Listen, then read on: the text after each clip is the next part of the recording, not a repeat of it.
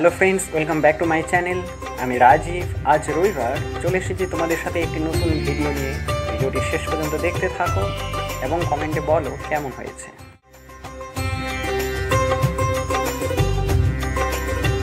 আজ ছুটির দিন, তাই বাড়িতে বসে না থেকে দুপুরবেলা বেরিয়ে পড়লাম স্কুটি নিয়ে মা ভ্রামরী দেবীর উদ্দেশ্যে।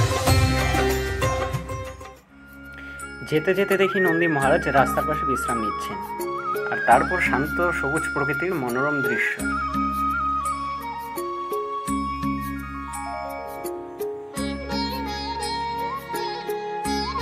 এরপর মনকে কেড়ে নেয় মন্দিরের বাইরের এই অপরূপ মনোরম অসাধারণ দৃশ্য, যা মনের ভেতরে একটা তৃপ্তিতা নিয়ে চলে আসে।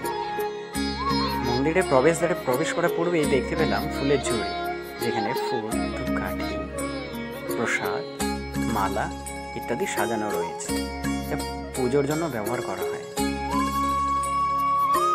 এরপর মন্দিরের ভেতর প্রবেশ করতেই দেখি মা ভ্রামরী দেবীর দর্শনার্থী, যারা মায়ের অপরূপ দর্শন করতে এসেছে বিভিন্ন জায়গা থেকে।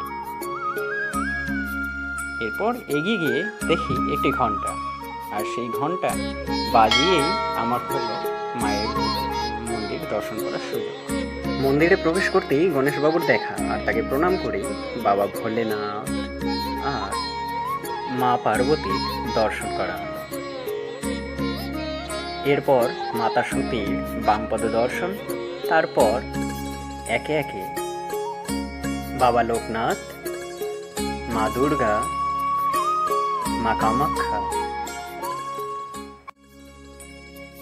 মা মনসা এবং এর পাশে থাকা লক্ষ্মী, নারায়ণ এবং মহাকাল বাবা দেখা। তারপর মন্দিরের সেই বিখ্যাত বট গাছ, যা জোড়া বট গাছ। এই জোড়া বট গাছের পাশেই মহাযজ্ঞের স্থান, তার পাশেই মা অন্নপূর্ণা দেবীর মন্দির। মা অন্নপূর্ণা দেবীর মন্দিরে প্রবেশ করার পূর্বেই গোমাতার দর্শন। গোমাতাকে প্রণাম করেই চলে যাওয়া হলো মা অন্নপূর্ণা দেবীর মন্দিরে। আর এটা হচ্ছে মা অন্নপূর্ণা দেবীর মন্দির, যেখানে মা অন্নপূর্ণা দেবী রয়েছে। মা অন্নপূর্ণা দেবীর মন্দির থেকে বেরিয়েই চলে আসি ভ্রামরী দেবীর দ্বিতীয় গেটে। এই দ্বিতীয় গেট থেকে ভ্রামরী দেবীর মন্দিরের এই দৃশ্য দেখা যায়। এরপর তার বাইরের থাকা ভোলেনাথ মন্দিরের পেছনেই রয়েছে পিকনিক স্পট, যেখানে বিভিন্ন জায়গা থেকে মানুষের পিকনিক করতে আসে মা ভ্রামরী দেবীর মন্দিরে।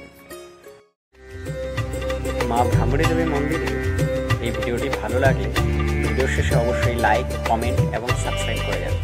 ধন্যবাদ।